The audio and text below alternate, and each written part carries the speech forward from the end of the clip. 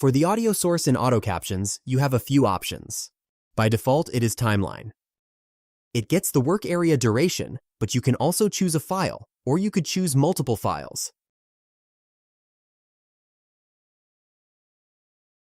The file will prompt you to select either a video file or audio file after you press OK, and multiple files will do the same.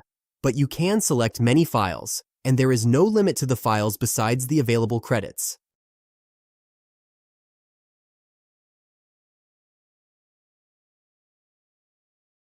You could do a batch of 50 or 100 videos.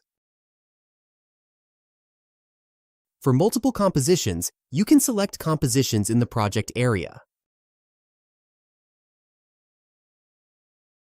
And once you continue, it will grab those compositions and add auto captions.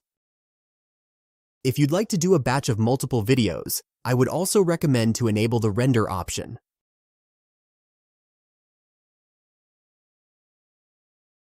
It will output the video files and save the project, so you can come back anytime and make changes, but you'll have your videos rendered.